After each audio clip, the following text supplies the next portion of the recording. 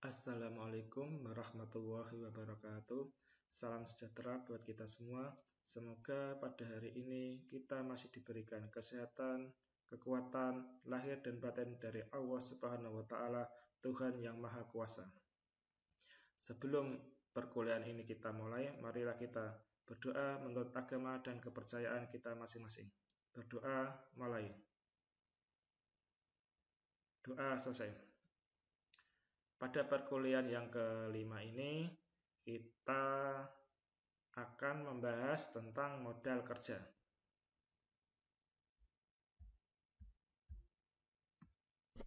Yang dimaksud dengan modal kerja di sini yaitu selisih antara aktiva lancar dengan hutang lancar. Dengan demikian, modal kerja merupakan investasi dalam kas, surat-surat berharga, piutang, dan persediaan, dikurangi hutang lancar yang digunakan untuk melindungi aktiva lancar. Tujuan dari manajemen modal kerja di sini yaitu untuk mengelola aktiva lancar dan hutang lancar agar terjamin jumlah net working capital yang layak diterima atau acceptable, yang menjamin tingkat likuiditas badan usaha, di mana sumber-sumber modal kerja ini bisa berasal dari, yaitu yang pertama, hasil operasi perusahaan atau keuntungan pendek. Yang kedua, penjualan aktiva lancar. Dan yang ketiga yaitu penjualan saham atau obligasi. Sedangkan pembagian modal kerja di sini yaitu modal kerja menurut konsep kita bagi menjadi tiga, yaitu konsep kuantitatif, konsep kualitatif, dan konsep fungsional. Adapun yang dimaksud dengan konsep kualitatif yaitu merupakan selisih antara aktiva lancar di atas hutang lancar, atau merupakan sebagian dari aktiva lancar yang benar-benar dapat digunakan untuk membiayai operasi perusahaan tanpa menunggu likuiditas. Sehingga konsep ini disebut juga dengan modal kerja neto atau net working capital. Konsep yang kedua yaitu konsep kuantitatif. Konsep kuantitatif di sini yaitu menggambarkan keseluruhan jumlah dari aktiva lancar, di mana aktiva lancar ini sekali berputar itu dan dapat kembali ke bentuk semula dalam jangka waktu yang pendek. Konsep kuantitatif ini biasanya disebut juga dengan modal kerja bruto atau gross working capital. Sedangkan konsep yang ketiga yaitu konsep fungsional. Konsep fungsional di sini yaitu menitik beratkan pada fungsi daripada dana dalam menghasilkan pendapatan atau income dari usaha pokok perusahaan. Konsep fungsional ini menghasilkan pendapatan pada periode akuntansi dan periode masa depan. Kas dan inventory di sini yaitu nyata-nyata termasuk ke dalam modal kerja. Piutang sebagian dimasukkan dalam modal kerja dan sebagian dimasukkan dalam potential working capital. Suatu perusahaan menjual produknya secara kredit akan memperoleh piutang dagang sebesar hasil penjualannya, terdiri dari dana yang menjadi biaya serta bagian yang menjadi keuntungan. Bagian piutang ini terdiri dari dana yang diinvestasikan dalam produk terjual itu digolongkan sebagai modal kerja. Sedangkan bagian yang merupakan keuntungan digolongkan sebagai modal kerja potensial. Kita ambil contoh yaitu apabila suatu perusahaan itu menjual produk secara kredit dengan profit margin sebesar 40%. Apabila perusahaan mempunyai piutang dagang sebesar 150.000, maka berarti bahwa bagian yang termasuk modal kerja yaitu Rp90.000. Rp90.000 ini berasal dari 60%-nya dari piutang dagang, karena profit marginnya sebesar 40%, sehingga bagian dari piutang yang termasuk modal kerja yaitu 60% kali 150.000, sehingga bagian piutang yang menjadi modal kerja di sini yaitu sebesar Rp90.000. Sedangkan sisanya yaitu sebesar Rp60.000 itu berasal dari 40% profit margin ini dikalikan total piutang dagang yaitu sebesar Rp150.000. Jadi yang sisanya Rp60.000 ini termasuk potential working capital. Kita ambil contoh lagi yaitu di sini unsur-unsur dari aktiva lancar yaitu kas, efek, piutang dagang, dan persediaan barang. Di sini kas sebesar Rp75.000, efek sebesar Rp180.000, piutang dagang sebesar Rp150.000, sedangkan persediaan barang sebesar Rp120.000. Jadi di sini total aktiva lancar yaitu sebesar Rp525.000. Sedangkan aktiva tetap kita sudah mengetahui yaitu terdiri dari tanah, bangunan, dan mesin. Tanah di sini sebesar Rp75.000, bangunan sebesar Rp360.000, sedangkan mesin sebesar Rp240.000. Jadi totalnya Rp525.000, sehingga antara aktiva lancar dan aktiva tetap jumlahnya sama yaitu sebesar Rp525.000. Di sini dengan contoh ini kita ada depresiasi setiap tahunnya terhadap bangunan. Depresiasi setiap tahunnya terhadap bangunan itu sebesar Rp22.500, sedangkan depresiasi mesin setiap tahunnya yaitu ditetapkan sebesar Rp30.000. Penjualan kreditnya itu dengan profit margin sebesar Rp40.000. Atas dasar tersebut dapat ditetapkan besarnya modal kerja menurut konsep fungsional sebagai berikut, yaitu yang termasuk dalam modal kerja atau working capital yaitu kas sebesar Rp75.000, persediaan barang sebesar Rp120.000, piutang di sini sebesar Rp60.000. Rp60.000 yaitu berasal dari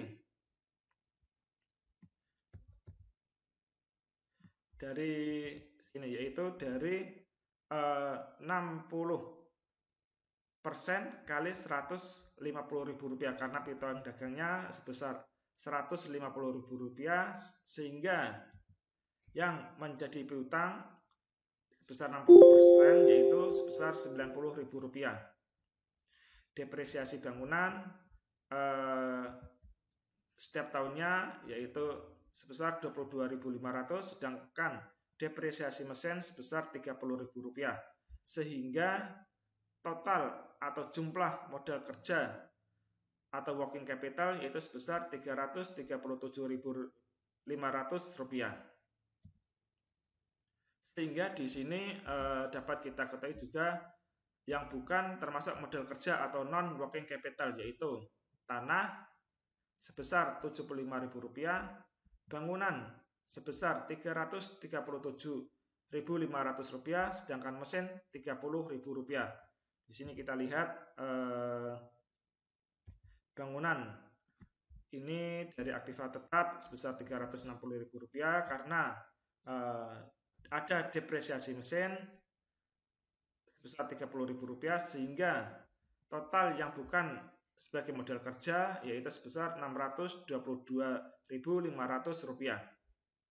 Sedangkan yang termasuk modal kerja potensial atau potential capital yaitu di sini keuntungan dalam piutang. Keuntungan dalam piutang itu 40%. 40% dari total piutang. Dari 40% dari kali Rp150.000 sehingga totalnya keuntungan Rp60.000. Efek sebesar Rp180.000, sedangkan mesin depresiasi mesin ditetapkan sebesar Rp30.000, sehingga total dari modal kerja potensial atau potensial capital sebesar Rp240.000. Kita kelas balik, yaitu unsur-unsur dari aktiva lancar, yaitu tadi dari kas, surat-surat berharga atau efek, piutang, dan inventory. Sedangkan yang termasuk dengan hutang lancar yaitu hutang jangka pendek, hutang wesel, hutang perniagaan, dan hutang pada bank lain kurang dari 1 tahun. Di sini ada implikasi bahwasanya apabila perusahaan memiliki aktiva lancar di atas hutang lancar, maka perusahaan tersebut akan memiliki net working capital. Sehingga apabila penggunaan modal kerja itu semakin besar current asetnya untuk dapat menutupi current liabilities, maka akan semakin besar pula kemampuan perusahaan untuk membayar hutang-hutangnya atau semakin liquid. Sehingga di sini pada kenyataannya bahwasanya putaran kas masuk atau cash inflow dan putaran kas keluar atau cash outflow tidak selalu sinkron. Tetap perusahaan harus mempertahankan net working capitalnya agar tetap perusahaan itu menjadi liquid. Di sini kelemahan dari modal kerja yaitu kelebihan atas modal kerja mengakibatkan kemampuan laba menurun sebagai akibat lambatnya perputaran dana perusahaan. Yang kedua yaitu akan menimbulkan kesan bahwa manajemen itu tidak mampu menggunakan modal kerja secara efisien. Yang ketiga kelemahannya yaitu jika modal kerja tersebut dipinjam dari bank, maka perusahaan akan mengalami kerugian dalam membayar bunganya. Sedangkan tadi kelemahan, di sini juga ada kebaikan atau kelebihan dari modal kerja atau modal kerja cukup. Di sini kebaikannya yaitu yang pertama akan melindungi kemungkinan terjadinya krisis keuangan guna membenahi modal kerja yang diperlukan. Yang kedua, merencanakan dan mengawasi rencana perusahaan itu menjadi rencana keuangan di dalam jangka pendek. Yang ketiga, menilai kecepatan perputaran modal kerja dalam arti yang menyeluruh. Sedangkan yang keempat yaitu membayar atau memenuhi kewajiban jangka pendeknya sesuai dengan jatuh temponya. Yang selanjutnya yaitu akan memperoleh kredit sebagai sumber dana guna memperbesar pemenuhan kebutuhan kekayaan aktiva lancar.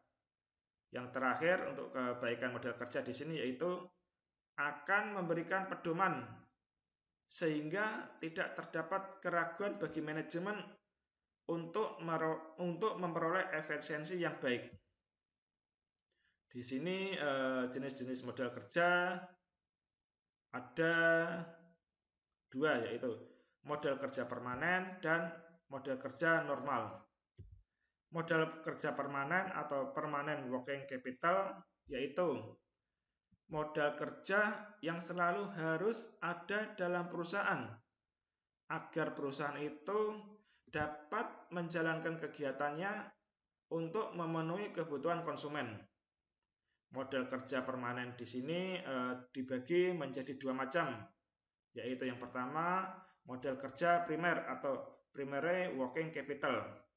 Modal kerja primer di sini yaitu modal kerja minimal yang harus ada dalam perusahaan, digunakan untuk menjamin agar perusahaan tersebut tetap bisa beroperasi. Yang kedua yaitu modal kerja normal atau normal working capital. Di sini modal kerja normal yaitu modal kerja yang harus ada agar perusahaan itu bisa beroperasi dengan tingkat produksi secara normal. Produksi normal di sini yaitu kemampuan perusahaan untuk menghasilkan barang sebesar kapasitas normal perusahaan. Yang kedua, setelah model kerja permanen, yaitu model kerja atau kita penjelasan contoh dari model kerja normal. Modal di sini adalah ada suatu perusahaan itu selama 4 atau 5 bulan, rata-rata per bulannya itu memproduksi 1000 unit. Maka dapat dikatakan bahwa luas produksi normalnya sebesar 1000 unit. Apabila kemudian di lain waktu bahwasanya selama 4 atau 5 bulan berikutnya itu luas produksinya menurun, yaitu sebesar rata-rata per bulannya 2000 unit. Sehingga di sini luas produksi normal perusahaannya tidak menjadi 1000 unit, melainkan menjadi 2000 unit. Yang kedua yaitu model kerja variabel. Model kerja variabel di sini yaitu model kerja yang jumlahnya selalu berubah-ubah sesuai dengan perubahan kegiatan ataupun kegiatan lain yang mempengaruhi perusahaan.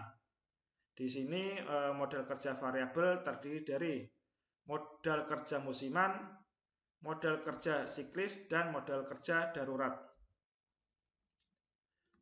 Model kerja yang 3 ini menurut W.B. Taylor itu ada 3, yaitu model kerja musiman, model kerja siklis, dan model kerja darurat. Mari kita bahas satu persatu, yaitu yang pertama, model kerja musiman. Model kerja musiman di sini yaitu model kerja yang dibutuhkan untuk mengantisipasi apabila ada fluktuasi kegiatan perusahaan. Misalnya perusahaan biskuit itu harus menyediakan model kerja lebih besar pada saat musim hari raya. Di sini hari raya Idul Fitri maupun hari raya Natal. Sehingga perusahaan itu akan produksi biskuit lebih besar atau lebih banyak untuk perayaan hari raya, baik hari raya umat Islam yaitu hari raya Idul Fitri maupun hari raya umat Nasrani yaitu hari raya Natal. Yang kedua yaitu model kerja siklis. Yang dimaksud dengan model kerja siklis di sini yaitu model kerja yang jumlah kebutuhannya dipengaruhi oleh fluktuasi konjungtur. Yang ketiga yaitu model kerja darurat. Model kerja darurat di sini yaitu model kerja yang jumlah kebutuhannya dipengaruhi oleh keadaan-keadaan darurat yang terjadi di luar kemampuan perusahaan. Di sini kita lihat jenis-jenis model kerja. Yang pertama ada model kerja primer, model kerja normal. Selanjutnya ada model kerja musiman. Model kerja musiman, ada model kerja siklis, dan model kerja darurat. Kita masuk ke perputaran model kerja. Perputaran model kerja di sini yaitu model kerja selalu dalam keadaan operasi atau berputar dalam perusahaan itu selama perusahaan dalam keadaan usaha. Periode perputaran modal kerja atau working capital turnover period di sini yaitu dimulai saat kas diinvestasikan dalam komponen-komponen model kerja sampai kembali lagi menjadi kas. Makin pendek periode tersebut berarti semakin cepat perputarannya atau semakin tinggi tingkat perputarannya atau turnover rate. Berapa lama perputaran periode model kerja itu tergantung dari berapa lama periode perputaran masing-masing komponen dari model kerja tersebut. Periode perputaran barang dagangan di sini yaitu akan lebih pendek daripada barang yang mengalami proses produksi. Perputaran model kerja ini yaitu perputaran barang dagangan dapat digambarkan sebagai berikut. Apabila penjualan dilakukan secara kredit yaitu di sini kas. Kas dilakukan penjualan kredit. Di sini apabila penjualan dilakukan kredit, maka barangnya akan berkurang. Barang berkurang sehingga piutang menjadi bertambah, ada penambahan piutang. Setelah piutang ini selanjutnya akan menjadi kas. Di sini yaitu pembelian terhadap barang itu dibeli. Selanjutnya dengan melakukan penjualan secara kredit akan menghasilkan piutang. Piutang ini apabila barang tersebut sudah dibayar, maka akan ada penerimaan uang. Ya, penerimaan uang di sini akan menambah kas, menjadi kas lagi. Sedangkan untuk penjualan tunai di sini yaitu kas, barang bersediaan atau barang dagangan itu berkurang. Namun kas kita menjadi bertambah karena dengan penjualan tunai kita akan mendapatkan penerimaan uang. Penerimaan uang di sini akan menambah kas, sehingga untuk penjualan dengan tunai ini yaitu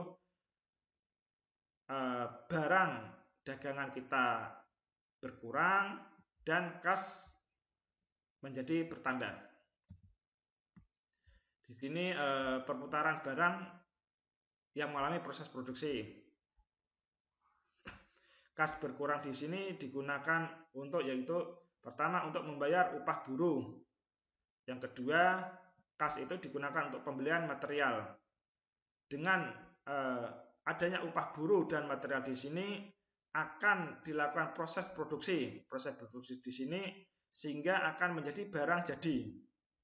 Barang jadi ini apabila dilakukan penjualan secara kredit, maka perusahaan piutang akan bertambah. Apabila penjualan ini dilakukan secara tunai, maka kas atau di sini kita perusahaan menerima uang di sini sehingga kas menjadi bertambah dengan adanya penjualan secara tunai. Periode perputaran modal kerja dapat dilihat sebagai berikut. Ini K1 itu kas yang dikeluarkan untuk beli barang, K2 yaitu kas yang diterima dari hasil penjualan, B barang, dan P piutang. Kita jelaskan satu persatu, yaitu yang pertama. Keadaan pertama, periode perputaran modal kerja K1 sampai K2 adalah 1 bulan, yaitu permulaan Februari sampai dengan Maret. Di sini Februari K1 barang dan piutang sampai Maret. Keadaan 1 sampai Maret akan meliputi periode pembelian, penjualan, dan penerimaan pembayarannya. Penjualan dilakukan secara kredit. Pada keadaan ini tingkat perputaran modal kerjanya adalah 12 kali dalam waktu 1 tahun. Tingkat perputaran modal kerja dalam 1 tahun itu dapat diketahui dengan membagi tahun dalam bulan atau hari dengan periode perputaran atau periode terikatnya modal kerja. Di sini modal kerja Februari Maret ini perusahaan melakukan penjualan secara kredit sehingga akan menghasilkan piutang Februari sampai Maret. Kita lihat untuk keadaan yang kedua, yaitu keadaan Februari, Maret, April. Keadaan 2 ini yaitu periode perputaran modal kerjanya adalah 2 bulan, di mana periode pembelian sampai penjualan itu meliputi waktu 1 bulan, dan periode penerimaan piutangnya meliputi waktu 1 bulan tingkat perputaran modal. Sehingga di sini rumusnya yaitu 12 tahun, selama 1 tahun itu 12 bulan dibagi jumlah periode perputaran modal kerja yaitu 2 bulan. Sehingga dalam 1 tahun tersebut perusahaan akan mengalami perputaran modal kerja 6 kali, dalam 6 kali. Ini proses yang kedua. Dari Februari sampai Maret menghasilkan modal kerja dalam 1 tahun itu sebesar sebanyak 6 kali. Kita lihat keadaan yang ketiga. Keadaan ketiga di sini yaitu periode perputaran modal kerjanya adalah 3 bulan, di mana pembelian sampai penjualan meliputi waktu 1 bulan dan periode waktu piutangnya adalah 2 bulan. Tingkat perputaran modal kerjanya di sini yaitu selama 1 tahun 12 bulan dibagi jumlah periode perputaran modal kerja. Jumlah perputaran modal kerja di sini yaitu selama 3 bulan, sehingga perusahaan itu dalam 1 tahun apabila melakukan perputaran modal kerja selama 3 bulan, maka akan menghasilkan perputaran modal kerja dalam setahun itu sebanyak 4 kali putaran. Kita lihat keadaan yang keempat, yaitu dari Januari sampai dengan April. Keadaan 4 di sini yaitu periode perputaran modal kerjanya selama 4 bulan, di mana dalam pembelian barang harus dibayar lebih dulu harga sebulan sebelum barang diterima. Maksudnya di sini pembelian barang itu dalam sebulan itu harus dibayar lebih dulu sebelum barang diterima. Di sini yaitu pembelian kredit pembeli. Periode penyimpanan dan penjualannya meliputi waktu 2 bulan dan periode penerimaan piutang selama 1 bulan. Tingkat perputaran atau turnover rate modal kerja di sini atau putaran aktiva lancar dapat pula dihitung dari neraca dan income statement pada suatu saat tertentu. Dengan cara itu di sini rumusnya keadaan 4 yaitu current cash turnover sama dengan net sales dibagi current asset atau net sales dibagi average current asset. Rumus dari average current asset di sini yaitu current asset permulaan ditambah current asset akhir tahun dibagi 2. Kita lanjut ke kebijakan modal kerja. Kebijakan modal kerja merupakan strategi yang diterapkan oleh perusahaan dalam rangka untuk memenuhi kebutuhan modal kerja dengan berbagai alternatif sumber dana. Manajemen pada umumnya akan mengambil kebijakan modal kerja secara agresif, moderat, konservatif, atau tergantung keberanian manajer itu dalam mengambil risiko bisnis. Kesalahan dalam mengelola modal kerja akan dapat mengakibatkan hilangnya kepercayaan internal dan eksternal. Kepercayaan internal di sini yaitu kepercayaan dari pegawai dan buruhnya yang disebabkan karena gaji dan upahnya tidak dibayar tepat waktu.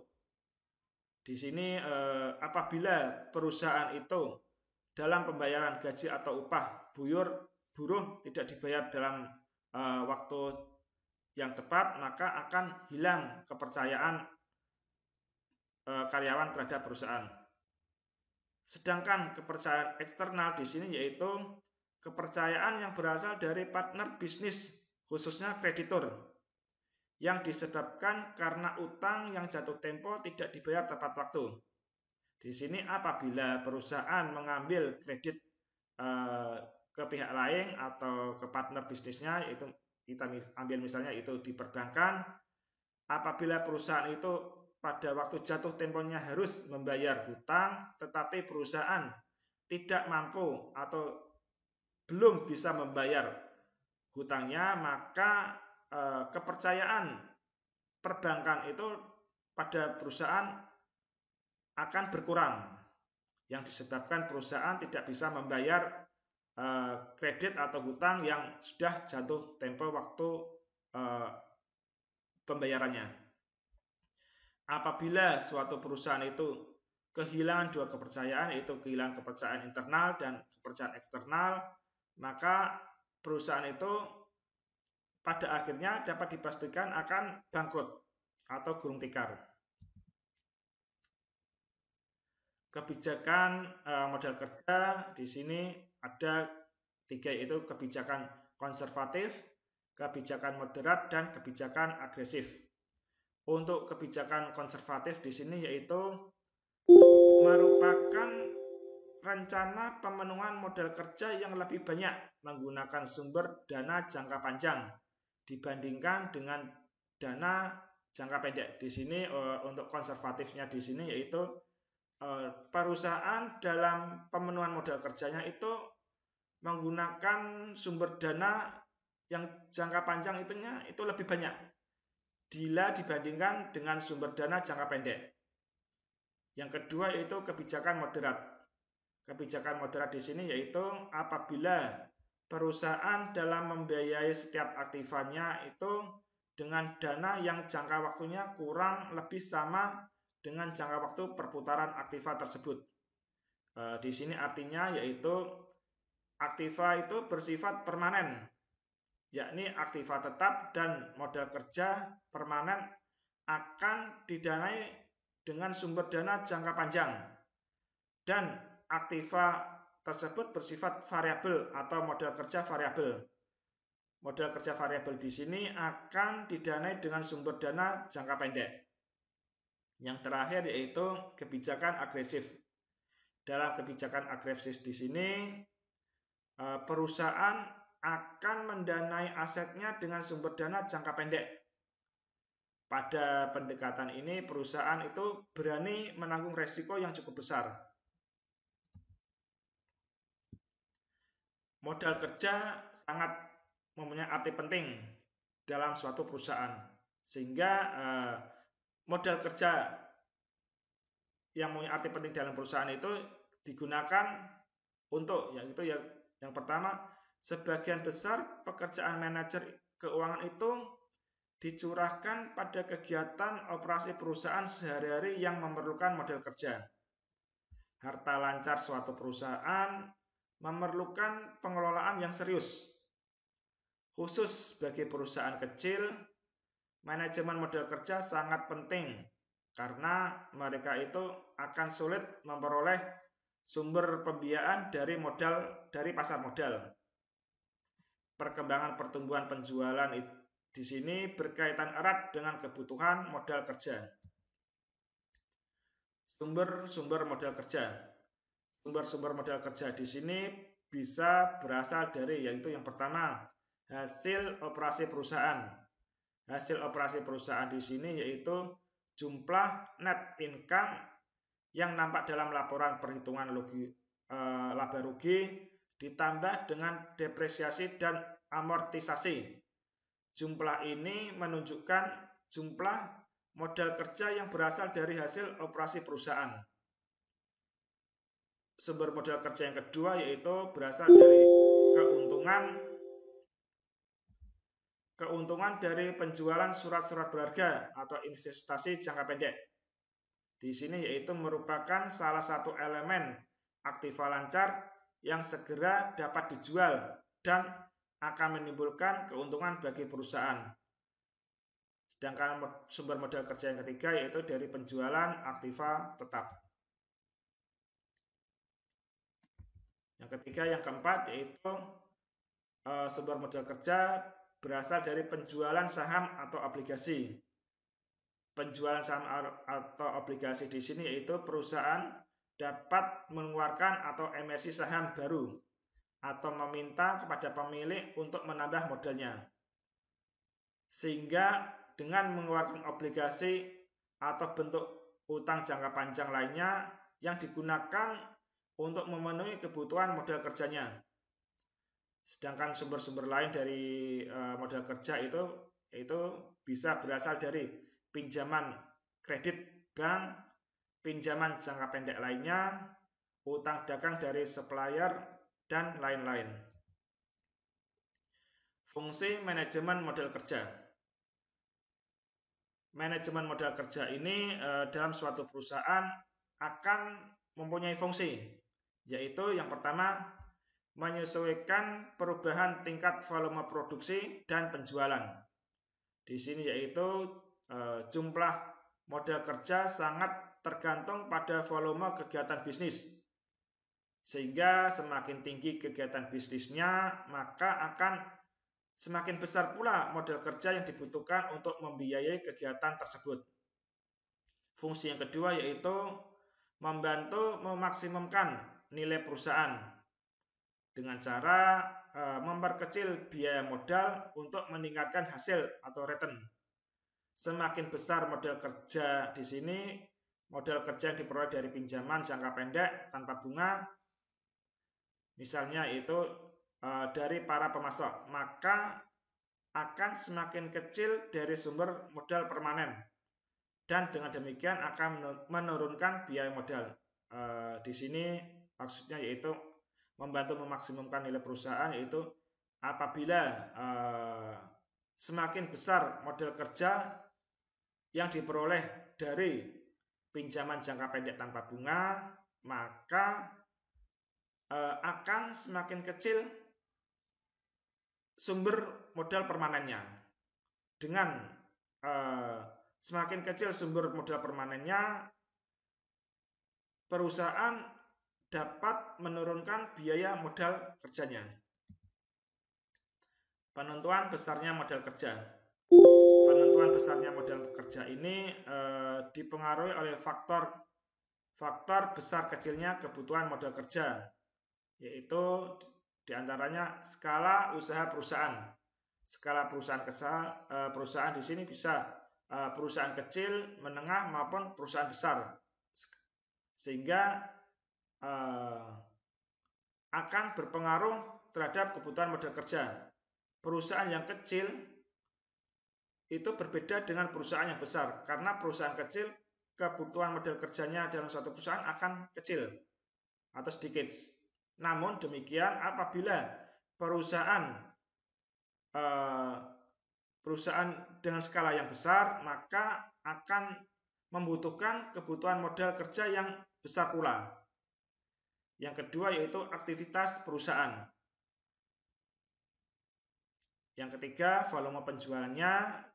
Volume penjualannya bagaimana, lancar atau tidak. Apabila volume penjualannya dalam 1 tahun itu lancar dan besar, maka akan mempengaruhi kebutuhan modal kerja semakin besar.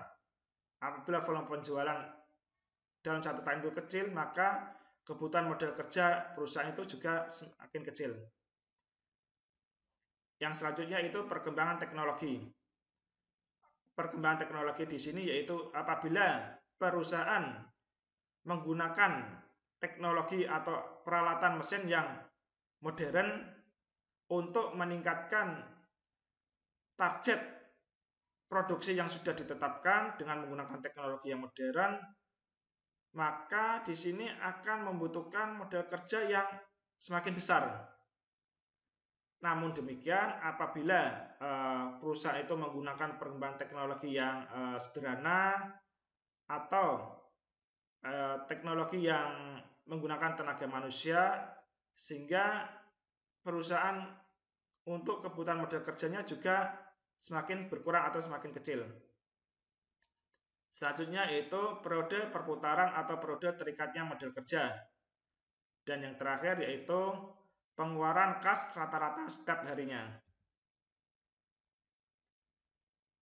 Untuk menentukan kebutuhan modal kerja, ini bisa digunakan metode, yaitu yang pertama metode keterikatan modal kerja.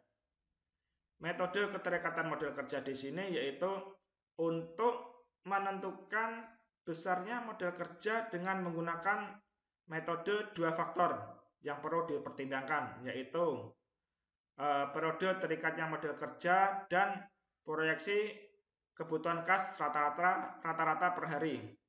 Sehingga semakin lama periode terikatnya modal kerja tersebut, maka akan semakin besar jumlah kebutuhan modal kerja dan sebaliknya.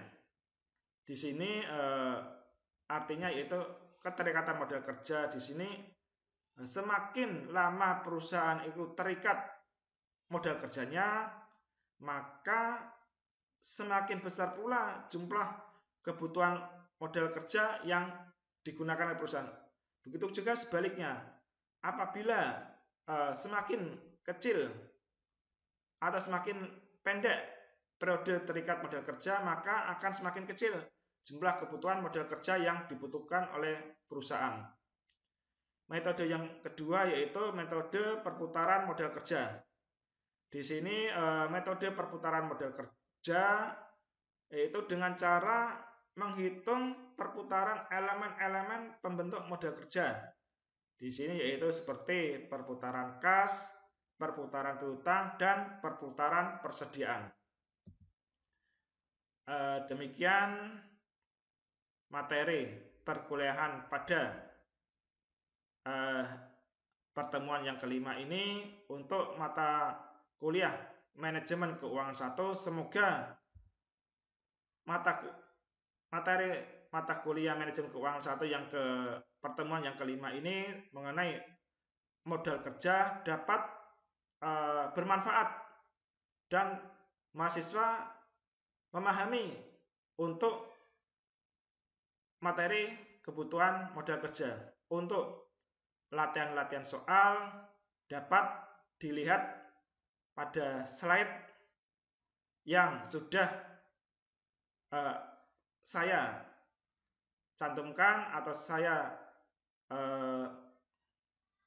lampirkan di aplikasi Sunan, sehingga mahasiswa bisa melihat materi-materi atau latihan-latihan soal, sehingga mahasiswa akan semakin lebih paham mengenai modal kerja pada suatu perusahaan. Demikian yang dapat saya sampaikan.